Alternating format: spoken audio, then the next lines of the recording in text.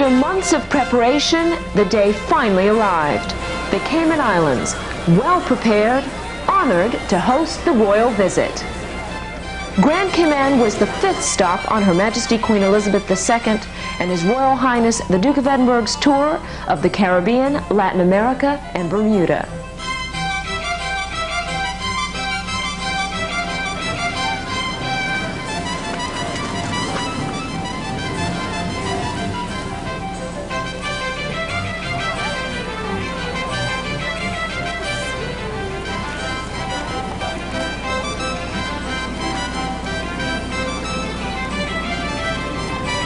To welcome Her Majesty and Prince Philip were hundreds, perhaps thousands of people lining the shore, many waving the British flag. The royal couple was met by His Excellency the Governor and Mrs. Gore, who introduced them to local dignitaries.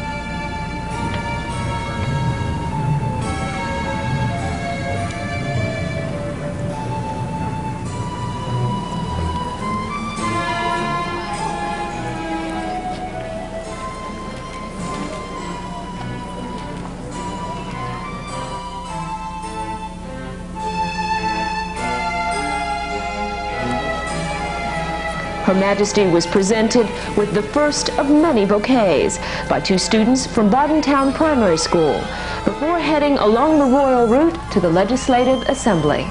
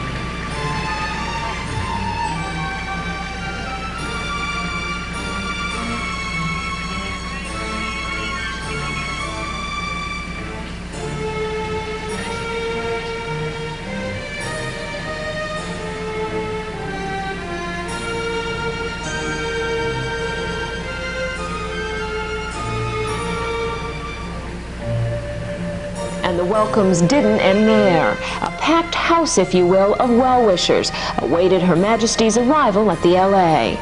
Shortly before that arrival, the Guard of Honor from the Royal Cayman Islands Police Force took their positions, where they would soon be inspected by Her Majesty.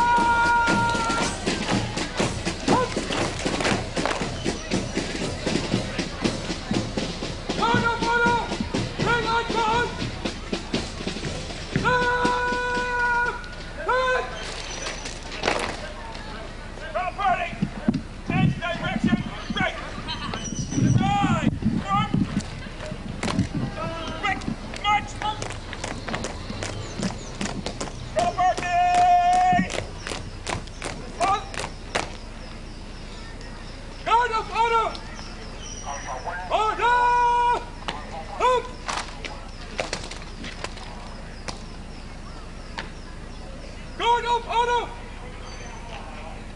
At open order! Left and right! Good!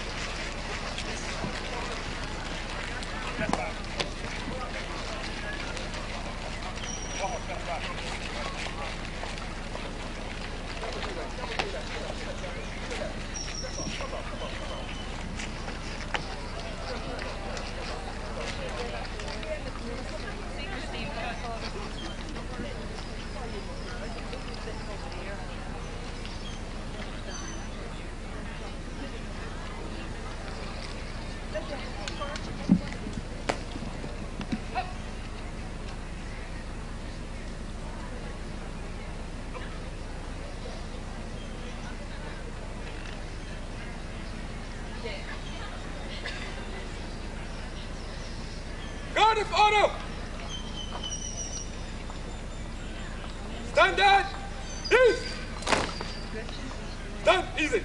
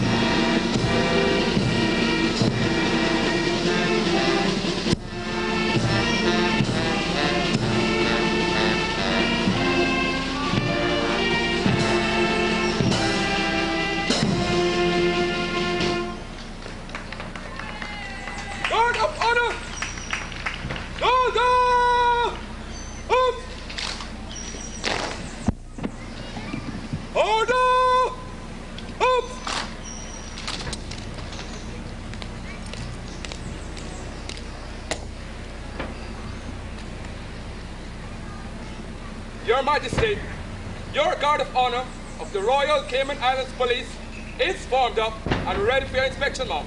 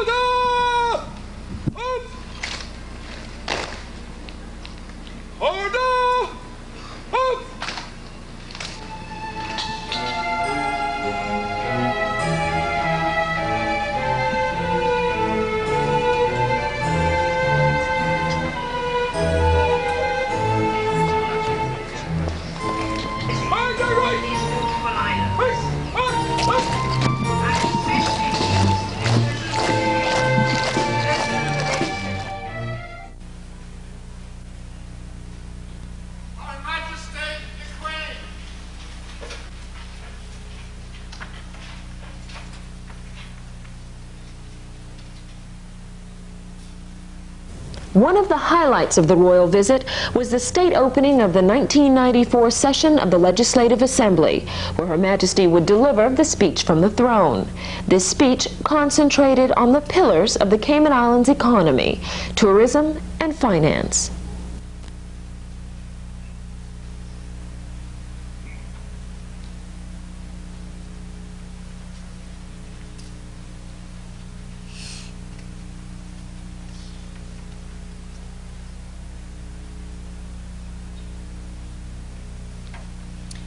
Pray be seated.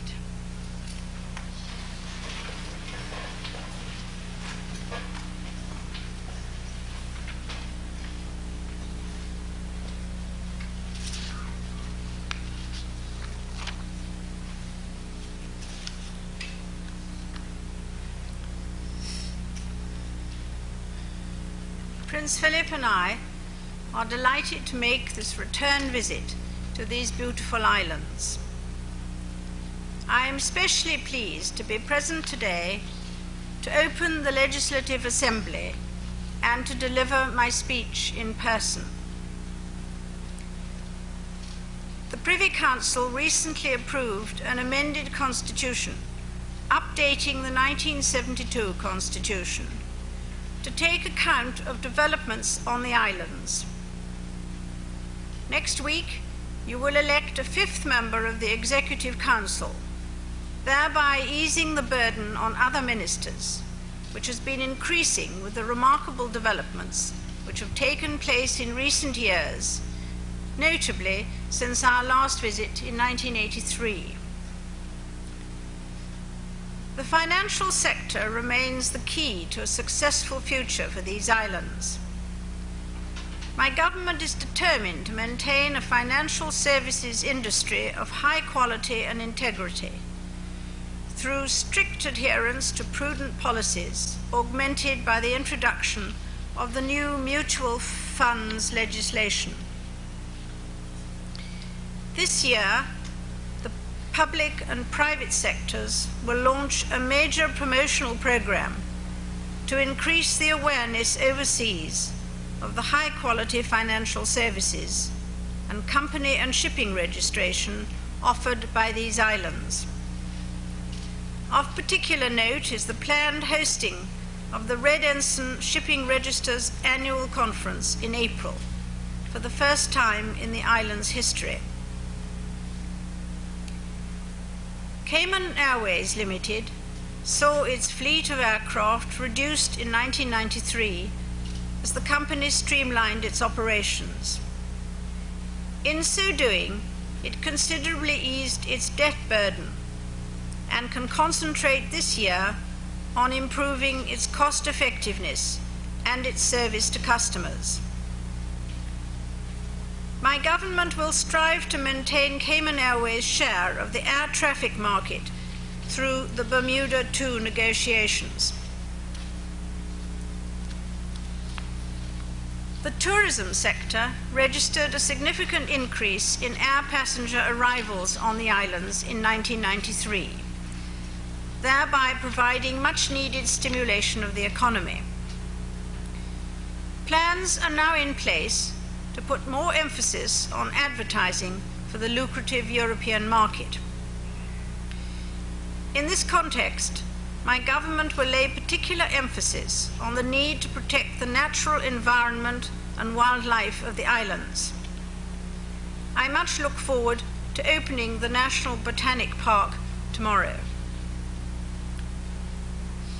A long-range strategic plan for the education system will be embarked upon, with the full participation of administrators, teachers, parents, students, and the community. The promotion of health in the country will receive high priority this year, and my government proposed to put in place a national health insurance scheme by the end of the year. Phase 1 of the upgrading of Georgetown Hospital will be carried out this year, and new health care centres are planned for the districts of West Bay and Bodden Town.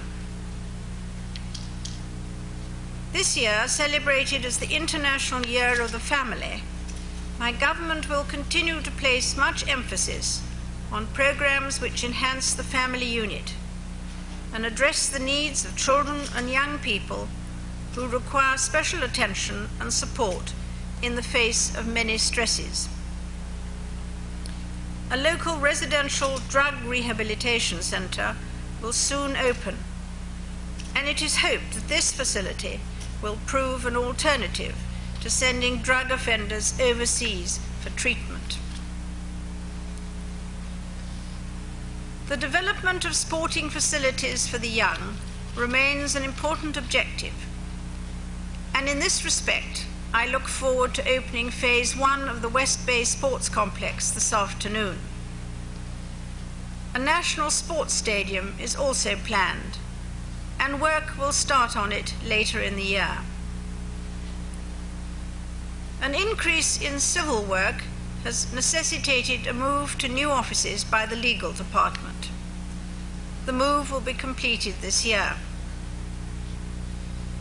In 1994, the Cayman Islands Law School will see its students graduate for the first time under the honours degree programme of the University of Liverpool.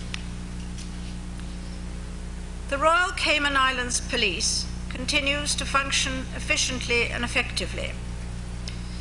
The reduction in burglaries in 1993 indicates that increased patrols and other preventative measures have been successful. The Crime Stoppers programme continues to be a major factor in solving crimes.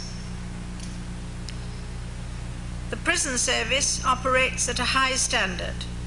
Rehabilitation programs will continue under its newly appointed director.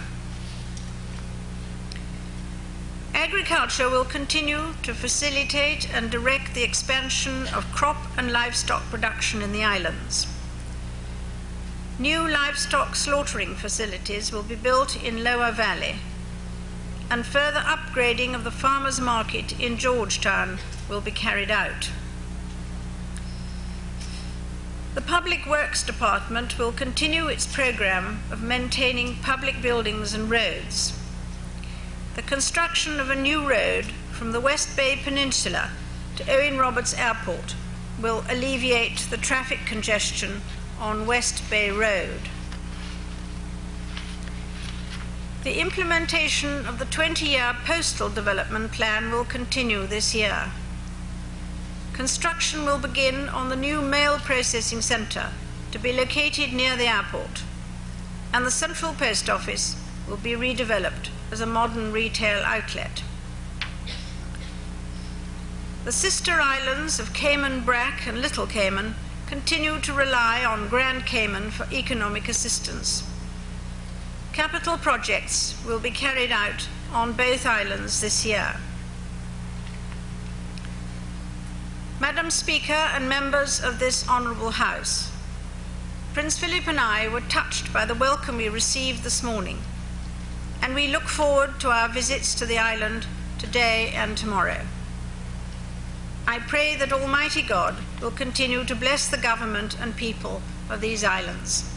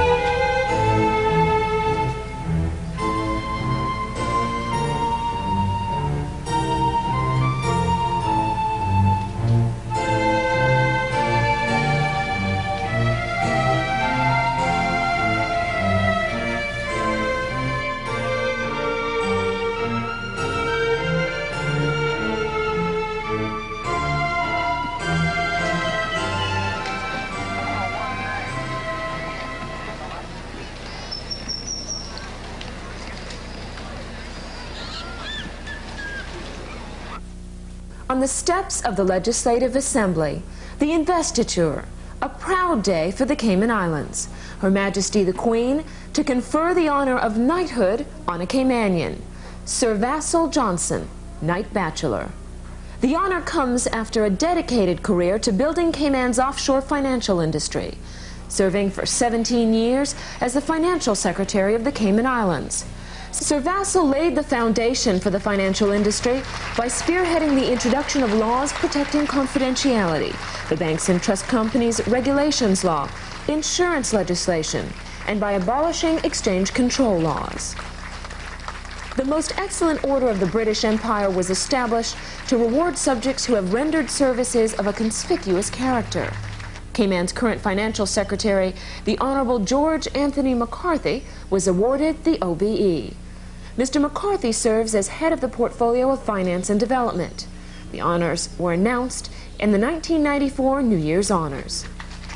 The Honorable Truman Murray Bodden, Minister of Education, Culture, and Aviation, officer in the Most Excellent Order of the British Empire. Since his election to government this term, he has put the national airline back on the road to recovery.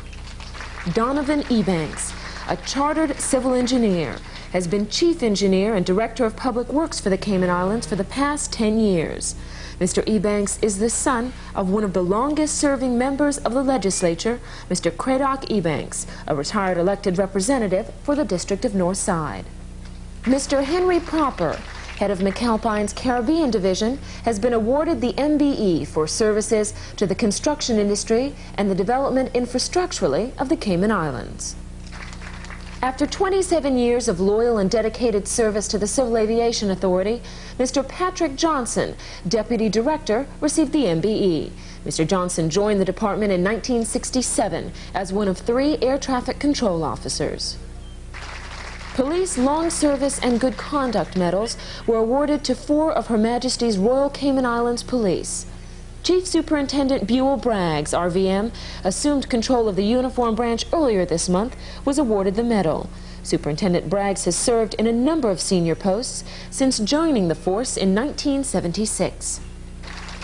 Inspector Donald Watler joined the RCIP in 1976 as a constable. During his 18-year service, he has worked at Government House and the Central Police Station, among other postings. Sergeant Ernie Rivers has received 6 commendations during his career with RCIP. He has worked in several areas of the force, rotating between the Central Police Station, Cayman Brac, and the West Bay and Boddentown substations, currently serving at the latter. He has been on the force since 1976. Constable David Bush also joined the force in 1976. He managed the 1st Criminal Investigation Department office in West Bay. Since 1986, he has been assigned to Government House, serving as driver to His Excellency the Governor. The Cayman Islands Certificate and Badge of Honor to Mrs. Teresa Tessa Bodden, recognized for her service in the area of drug prevention and rehabilitation and community service. Mrs. Bodden was among the first appointed to serve on the Advisory Council on the Misuse of Drugs. She has been a member and leader of several service and community organizations and has served on a number of government boards. Mrs. Marge Maureen Quinlan, principal of the Lighthouse School. Mrs. Quinlan's involvement in the special education field commenced with her appointment in 1983 as the Education Department's teacher responsible for the implementation and development of curriculum for students with learning difficulties. She is one of the founding members of the Special Olympics Association in the Cayman Islands. Mr. Spellman Astley McLaughlin, a Cayman Bracker, joined the civil service over 30 years ago. For 12 of those years, he performed a variety of roles as Little Cayman's district officer. He was the police, customs, and even assisted in air arrivals and departures. He retired from the Customs Department in 1990 as a senior customs officer. He was born in Creek, Cayman Brac in 1929, and following graduation from high school, served as a merchant seaman for nearly 30 years.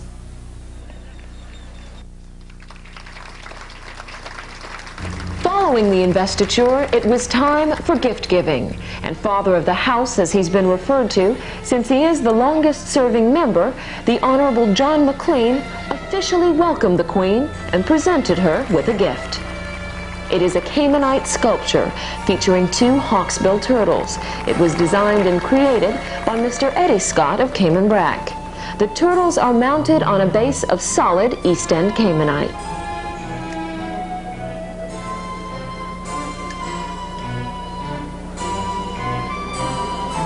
Her Majesty's first walkabout, a time for her to bestow the personal touch, to chat briefly with the public along the route from the Assembly to the CIBC building. Hundreds of people and a number of children line the streets, waving flags, using every available angle to get a glimpse.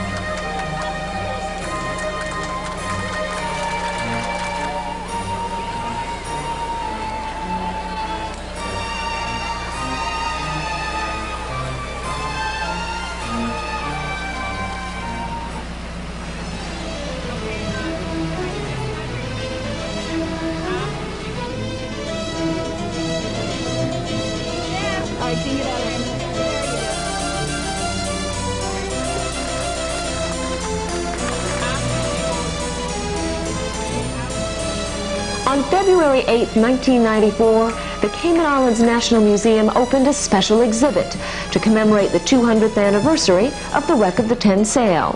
Her Majesty's ship Convert and 9 vessels of her 58-ship merchant convoy crashed into the eastern reefs of Grand Cayman in 1794. Caymanians assisted in saving about 400 shipwreck victims. The wreck of the 10 Sail is the most famous maritime disaster in our island's history and the source of our island's best-loved legend.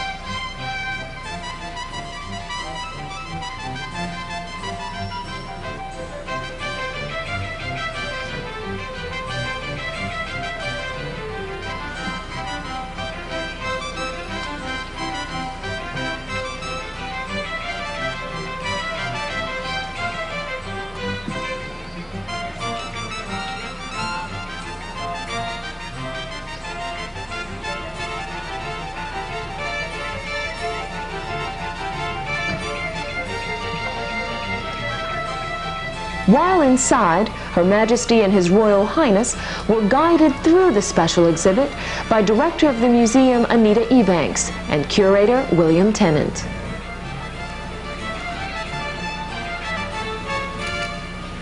Before leaving, the Honorable Truman Bawden presented Her Majesty with a gift of a paper sculpture of the sister ship to the HMS Convert. The sculpture was created by Mr. Gerald Hebert, a local resident from Canada, previously a member of the museum staff.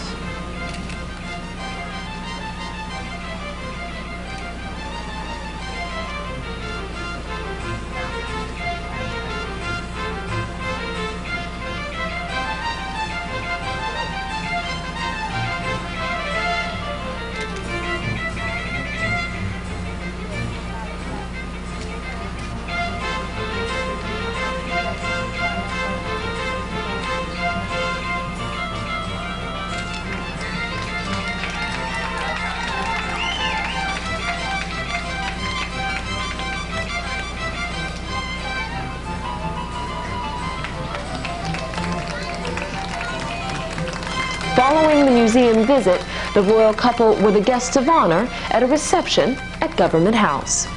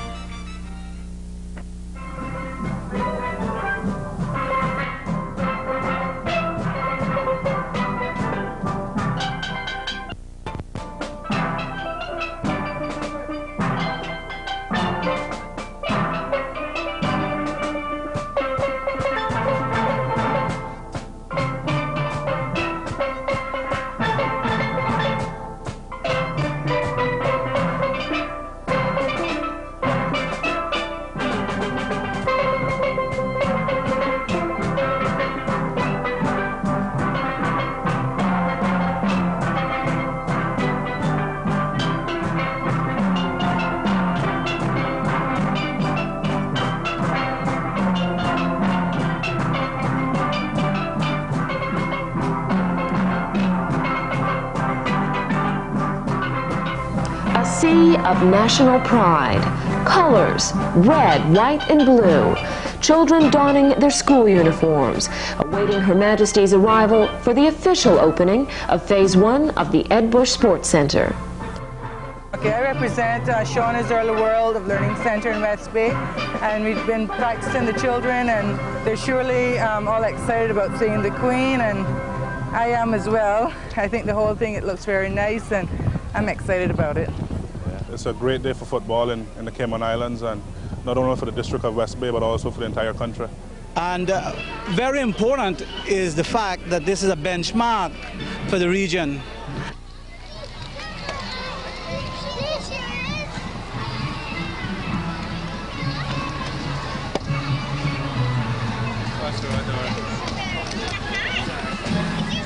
The Queen and the Duke were met by the Minister for Sports and the first elected MLA for West Bay, the Honorable Makiva Bush. Also on hand, as part of the official party, persons instrumental in the development of sports, football in particular in the Cayman Islands.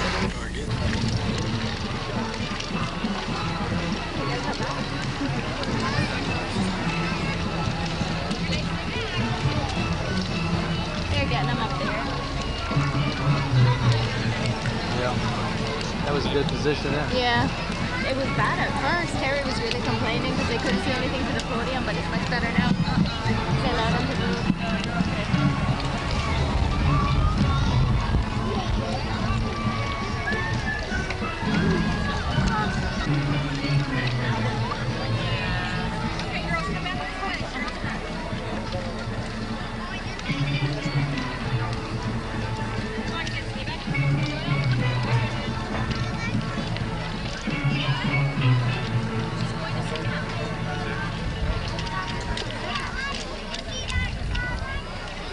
Your Majesty, Her Royal Highness, His Excellency the Governor and Mrs. Gore, honorable colleagues, Honorable Mr. Lennox Boyd, visiting football officials, ladies and gentlemen, boys and girls. On behalf of the people of the Cayman Islands, and in particular the people of West Bay, it is my most pleasant privilege to welcome Your Majesty and Your Royal Highness to our district of West Bay. I would like to feel that this item on your program makes it a family day for you. Certainly, our large and loyal family of West Bayers has embraced this visit of Your Majesty and Your Royal Highness most warmly. That is because the people of the Cayman Islands love you, Your Majesty, and is loyal to the Union Jack.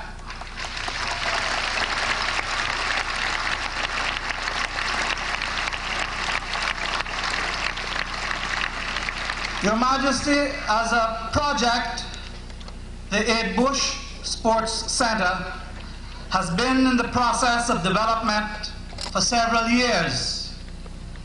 The government is pleased to have phase 1 completed thus far, equipping us to offer facilities at the required standards for hosting regional and international football games.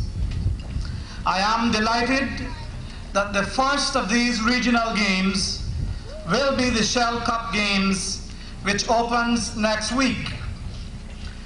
This occasion, therefore, marks an important achievement for us in terms of the island's place and role in the region. Perhaps more importantly, the opening of this facility this afternoon will no doubt prove a significant benchmark in our local sports development program. I am pleased to say that this complex will be available for all our people to enjoy and benefit from. Our sports development program, with its motto, Sports for All, has one of its primary aims, wide community participation. We hope to encourage young and old, able and informed to participate. You may notice while you are here, Your Majesty, the wheelchair ramps for the physically handicapped. This places the sports development program in the broad context of health and general welfare. We stress the link between regular exercise and both mental and physical fitness. We have also taken aboard the association between community participation in sports and the social well-being of our communities and families. We are firmly committed to the view that there is nothing more valuable to us as an island country and to us as a people than healthy, strong, well-integrated family units. We must provide the resources to enable our families to fulfill those basic requirements. Then and only then can they rise to the challenge of providing a loving, caring, and giving family environment. And I must confess, Your Majesty and Your Royal Highness, that though this may be the shortest speech of my political career, I cannot resist the temptation to appeal to our parents gathered here this afternoon. Parents, we need to continue to play our part in our children's education and our children's training. Ensure that our children attend school, ensure that they do their homework, and let us as parents attend the Parent-Teachers Association meetings. This is the only way that we can be assured that these Cayman Islands will continue to carve a place for itself in an increasingly demanding world. That level of support also is necessary for the success of our sports program. Let us all do our part. Your Majesty, I affirm that as one entrusted with this important area of leadership, I will do my part. The government will continue to invest in our most precious asset, our people and our families. This sports center will serve as a model on an appropriate scale for facilities planned for other districts. We will continue to demonstrate our commitment to preparing the Cayman Islands to meet the challenges of the 21st century. The late Thomas Eddington Bush or Aid Bush, after whom this facility is named, and who gave many times beyond the call of normal duty, died a relatively young man. But we shall remember him for his humor, and as the cricketer, the footballer, the sports announcer, and the loyal civil servant who made such an enormous effort to raise the profile of sports in this territory. He is justly and fittingly remembered in the name of this center. It is now my very pleasant duty to ask you to unveil the plaque declaring this facility open for the enhancement and development of our people through sporting activities.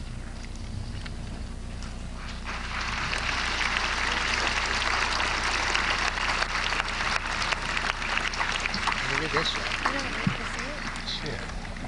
Wait.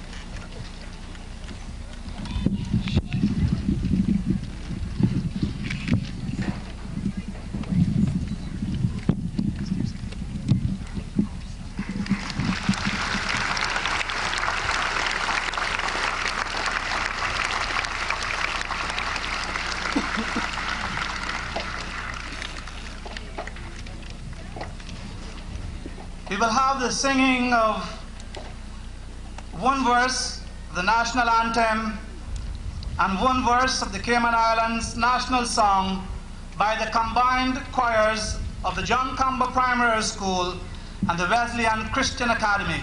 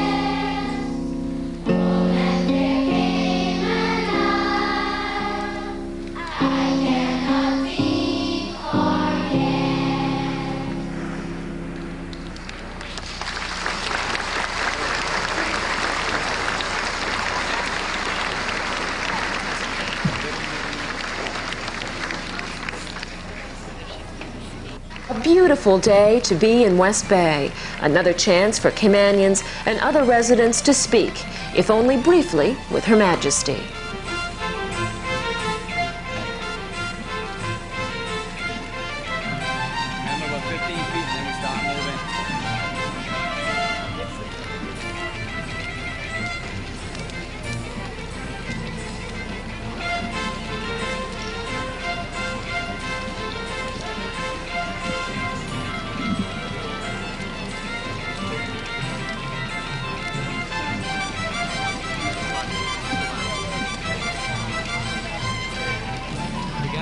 Close, let's move back a bit.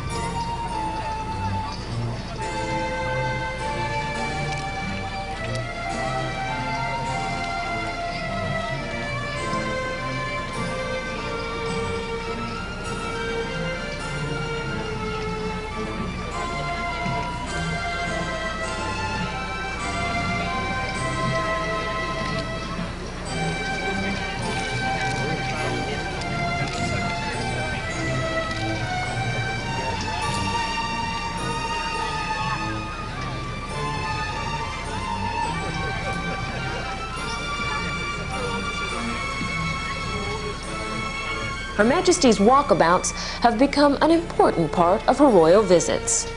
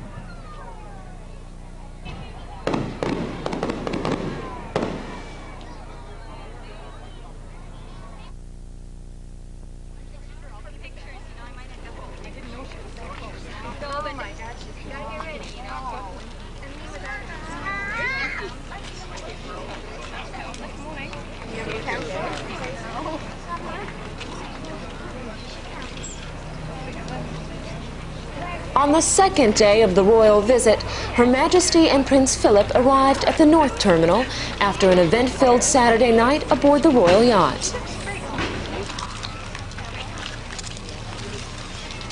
Escorted by His Excellency the Governor and Mrs. Gore, they walked from the harbor to Elmsley Memorial Church, where they were met by the Reverend Chris Bailey.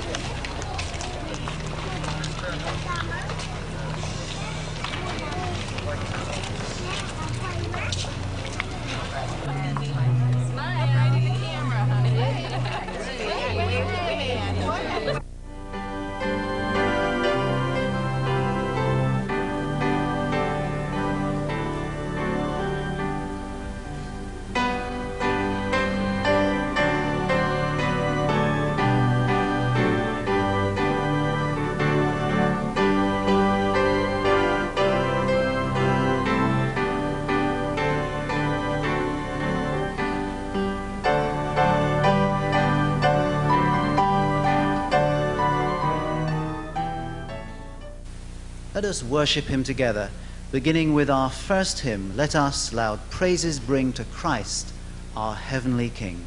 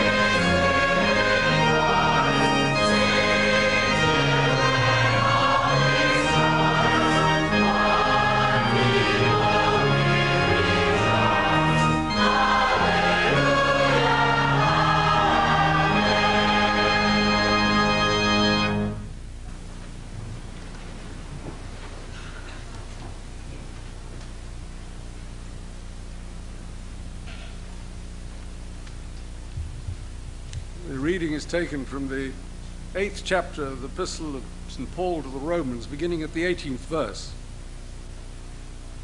For I reckon that the sufferings we now endure bear no comparison with the splendor as yet unrevealed which is in store for us. For the created universe waits with eager anticipation for God's sons to be revealed. It was made the victim of frustration, not by its own choice, but because of him who made it so. Yet always there was hope, because the universe itself is to be freed from the shackles of mortality and enter upon the liberty and splendor of the children of God. Up to the present, we know the whole created universe groans in all its parts as if in pangs of childbirth. Not only so, but even we, to whom the Spirit is given as first fruits of the harvest to come, are groaning inwardly while we wait for God to make us his sons and set our whole body free. For we have been saved, though only in hope. Now to see is no longer to hope. Why should a man endure and wait for what he already sees? But if we hope for something we do not yet see, then in waiting for it, we show our endurance. Here ends the reading.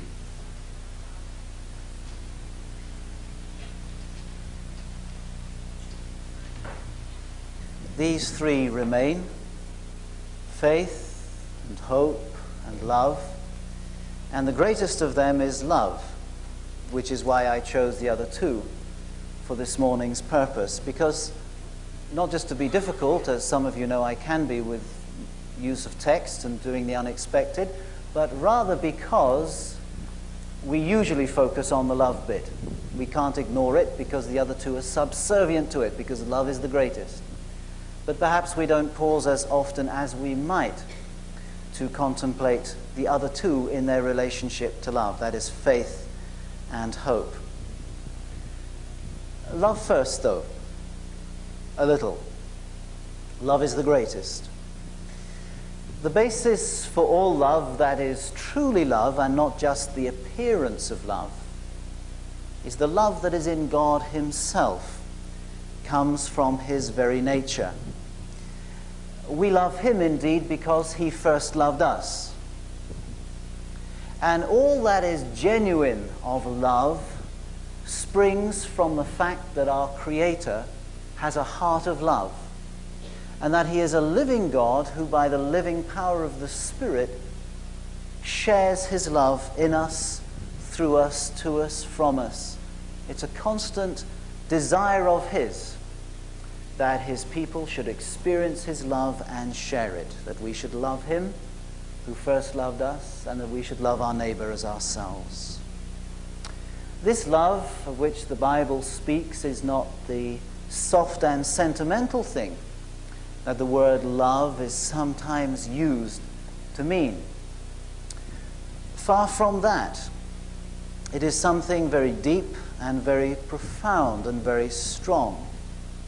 It's the love that constrained Jesus to continue his path to the cross when, like anybody else faced with such a death, he desired so strongly to avoid it. But he had a deeper desire to face it, a deeper obedience that belonged to the purpose of God and his love. It was out of love that he faced that cross for us. And its full pain, something which we do not understand, because it was more than a physical pain, as he bore our sins in his body on the tree.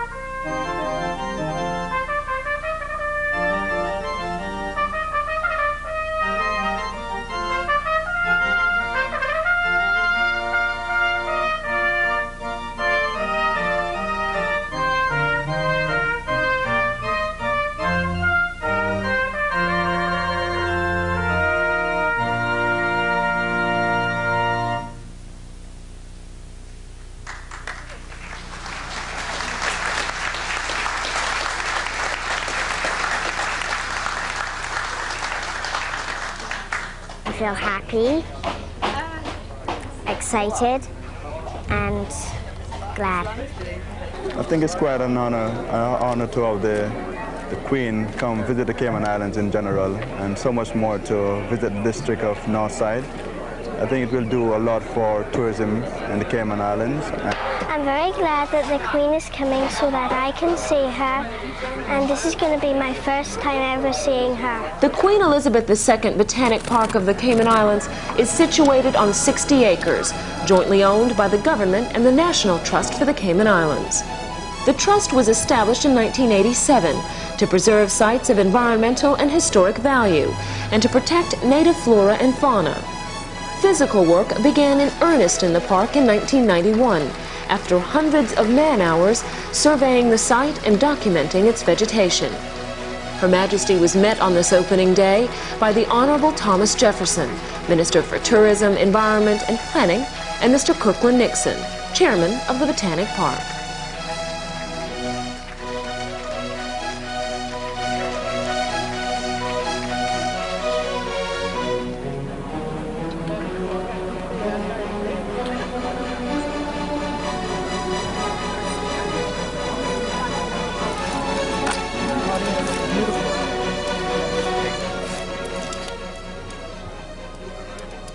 Your Majesty, Your Royal Highness, His Excellency the Governor and Mrs. Gore, Honorable Mark Lennox Boyd, ladies and gentlemen, boys and girls.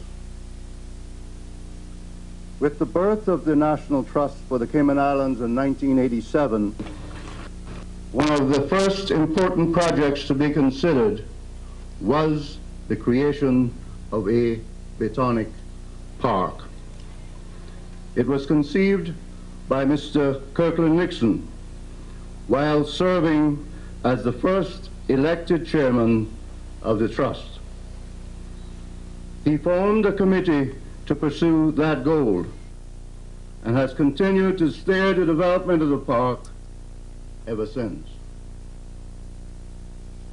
The first problem of finding suitable land was solved in 1988, when land was acquired for government through Mr. Bobby Barton, who was vice chairman of the trust. The government then arranged for title to the splendid 60 acres, which now comprises the park, to be held by itself and the trust. We are especially grateful to our two neighboring landowners, Mr. Barton and Mr. Kirby, who have provided generous access to the land, enabling the planting and beautification of its approaches. Sadly, time on this occasion does not allow me to mention all the other people responsible for the incredible progress which has been made, but proper recognition of their contribution will be made public. An early decision was made to focus on conservation and to disturb the woodland as little as possible. The initial stages of development were slow and difficult. The first 50-meter grid was carried out by volunteers, and the roads and trails were hand-cut with the assistance of the prison department. Our first large donation from a private source enabled the formation of the trail, which was accomplished with the use of heavy machinery donated by a member of the committee. The initial plans for the park were drawn by our landscape architect, who met the formidable challenge of having a survey to work from, which did nothing more than indicate the main boundaries. Most of the first phase of the park has been completed, largely due to the dedication of volunteer helpers and a small but enthusiastic staff and the help of various public authorities. During the past 2 years, an enormous amount has been accomplished. The trail has been laid down and developed, an office built and equipped, electricity has been brought onto the land, wells have been dug, a nursery facility established, and a habitat built for the captive breeding program of our endemic blue iguana. Last year, following a submission made by a member of the park committee, the park was awarded first prize in a Pan-Caribbean ecotourism competition. Your Majesty and Your Royal Highness have no doubt heard of the exceptional beauty of the underworld which surrounds our island, and which is, we think, the finest in the Caribbean. Our land is black famous. We have no lofty mountains, no rich valleys, rivers, or lakes. We can boast no rainforest, nor do we have any beautiful waterfalls.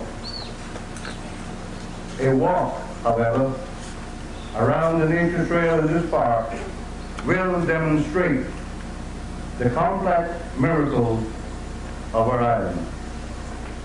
One can clearly see the interdependence of all the elements which make up this land. Its fragile composition of water, rock and soil, its plants and animals, and the extraordinary way in which the terrain is organized into different habitats to accommodate all their requirements.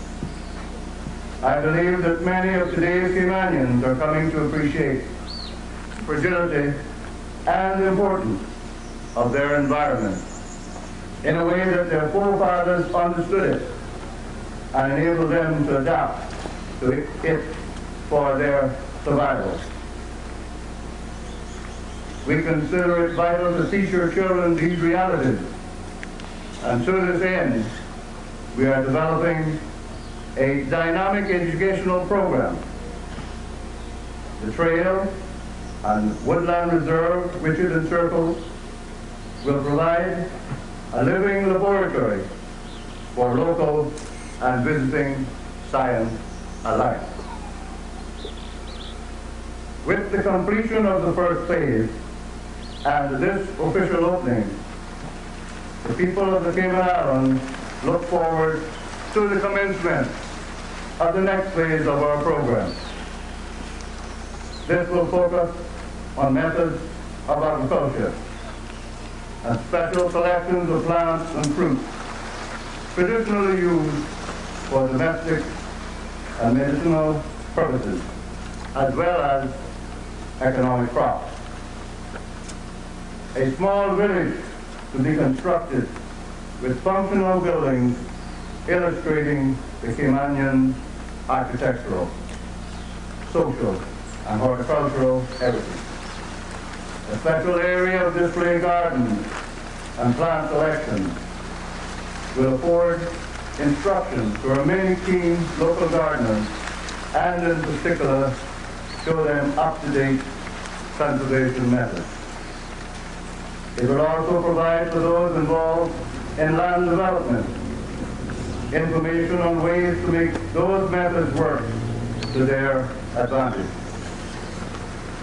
The long-term aim for this project is to create a place of great beauty for the inspiration, information, and pleasure of everyone who visits our park. Your Majesty, it is a great honor for us all to welcome you here to open our park, and for us to be able to name the Queen Elizabeth II Botanic Park.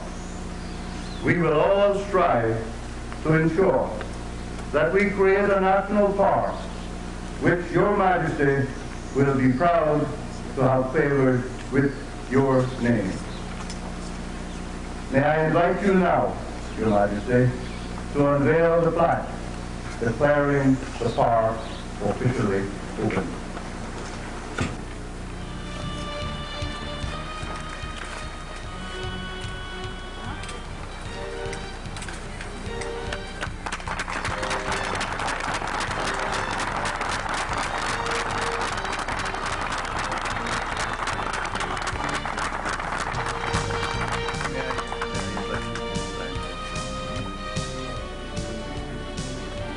Although there have been many visitors to the park before its official opening, Her Majesty and His Royal Highness are the first official visitors, as the register book will reflect.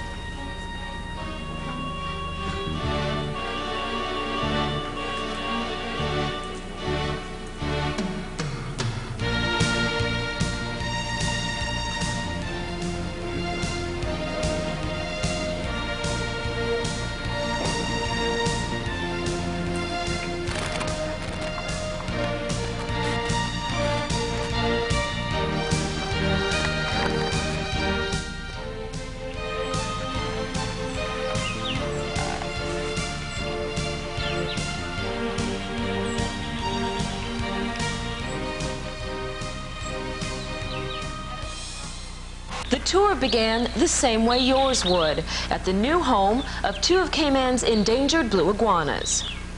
The iguana habitat was made possible in part through funding from the Worldwide Fund for Nature in the UK. The funds were used to help build the enclosure, which make it possible for people at the Botanic Park to view Cayman's iguanas.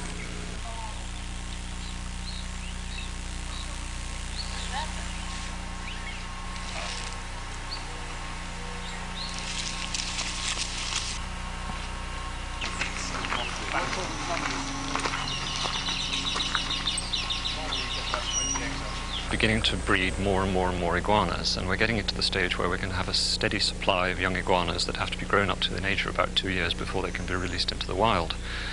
And we'll need holding space for those, and we'll need also to get them used to the wild, and the idea is that we'll be able to move animals from totally captive conditions through this enclosure where they can double as exhibits and get used to fending for themselves in a sort of natural habitat, and then eventually putting them out into the wild.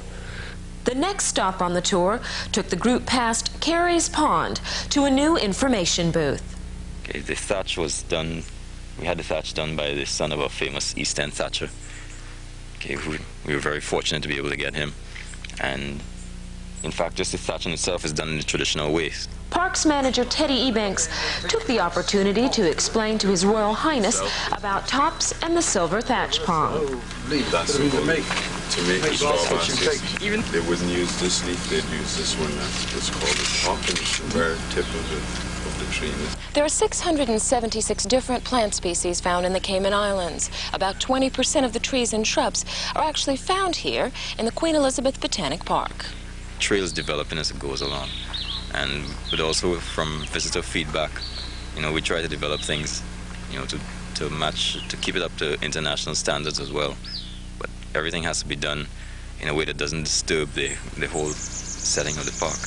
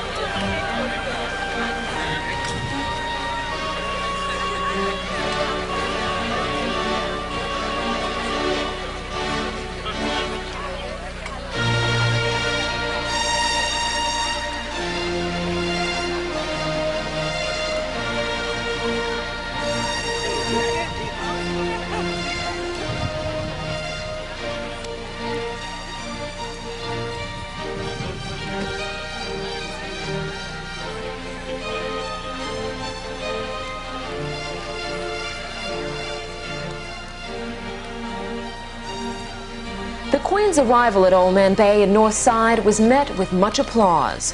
MLA Mrs. Edna Moyle met Her Majesty and other members of the royal party. She was presented with a bouquet by a student from the North Side Primary School, and a number of people lined the path, hoping for just a glimpse or a chance to say hello. Northsiders are known for their talents in art and craft. Her Majesty was given the royal tour of some of the district's best, while being serenaded by students from the primary school.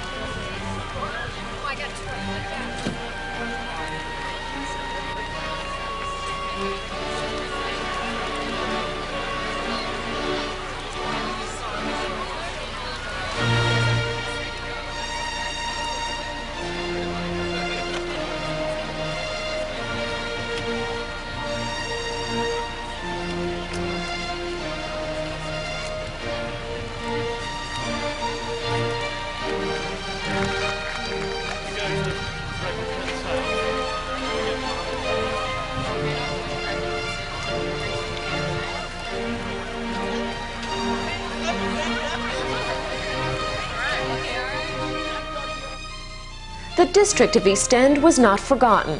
Her Majesty the Queen visited the site overlooking the wreck of the Ten Sail.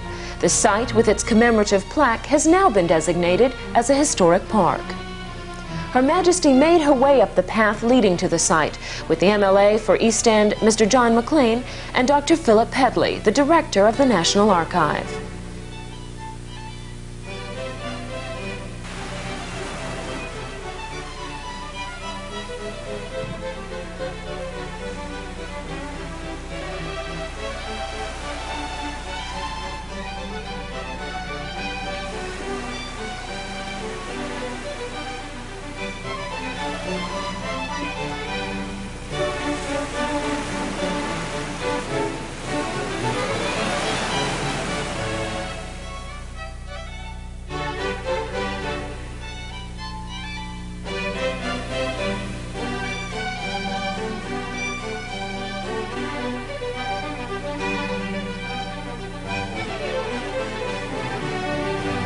After briefly speaking with Mr. McLean and looking over the most breathtaking view of the Ten Sails wreck, Her Majesty then proceeded toward the crowds awaiting her. After a walkabout filled with greetings, it was departure time and on to Boddentown.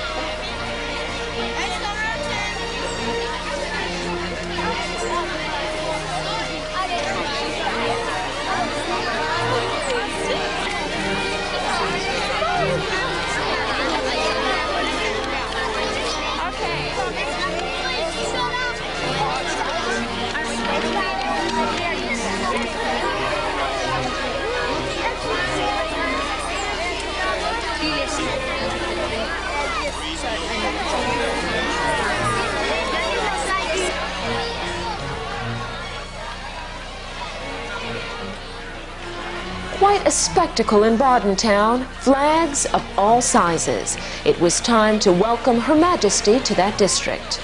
And by the time she arrived, flags started to appear from every corner, and there were cheers of appreciation and warm smiles of welcome. There was a display of handiwork fit for the Queen.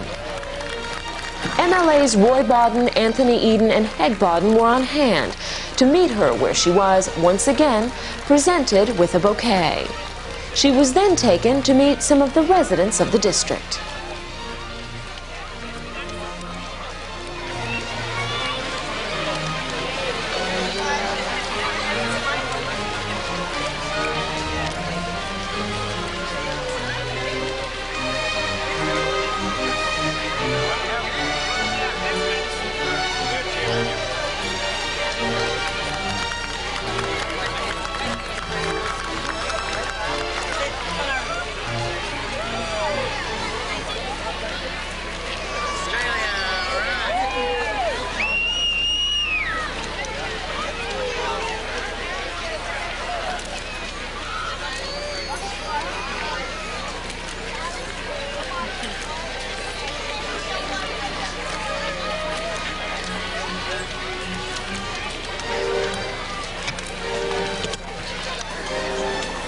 Members of the Red Cross, the Pathfinders, Girl Brigade, and Beavers were well decked out in uniform to welcome Her Majesty.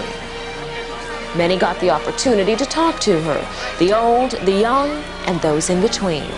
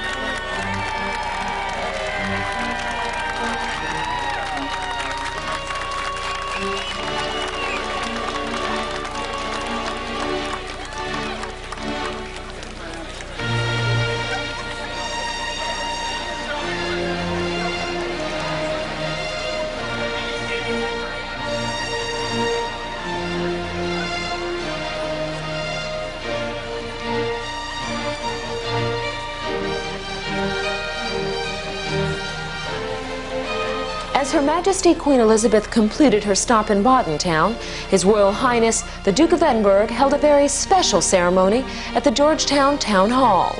The Duke presented 6 young ladies with their gold awards from the Duke of Edinburgh Award Scheme. I was excited because I knew, I thought it was really a big deal because I've never seen someone that big and very well, terrific. It's beautiful.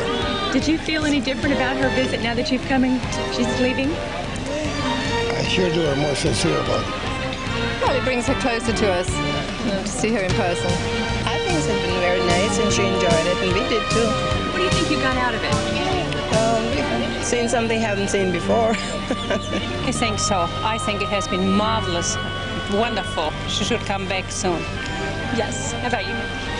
Oh, we came from Germany and it's our holiday now and we had 2 great days with the Queen. It was marvelous.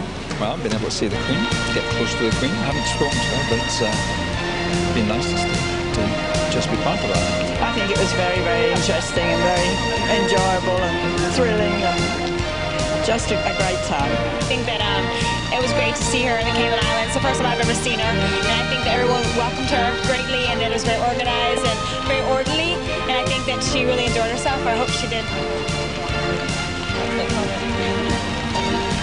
I guess I did, yeah. I got the opportunity and the chance to go to 2 events, the reception and at the Aid Bus Field, and I thoroughly enjoyed it. And I hope the very best for her, a safe return, and thank her for her visit. Now, have your feelings changed at all toward her, the monarchy, since she visited? No, well, I've always been a very patriotic person, and I guess it will make me respect her a lot more, I guess, because it shows that she's willing to go around and pay visits to all the other Commonwealth anyway, countries. Her Majesty is very pleasant and the people enjoyed seeing her, and I think it was a successful trip and everything, all the activities ran well, so it's been a very successful Successful indeed. A momentous weekend, one filled with all the pomp and circumstance befitting the royal couple. The Cayman Islands, our islands, was just one stop of this multi-nation royal tour.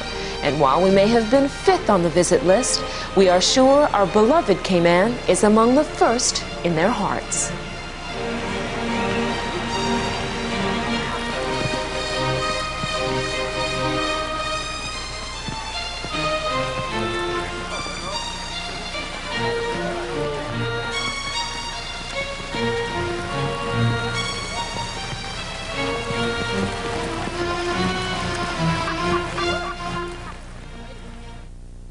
The visit went very well, and apart from the parting showers, it has gone exactly according to the program, and the feedback we've got from our visitors is that they've thoroughly enjoyed the visit.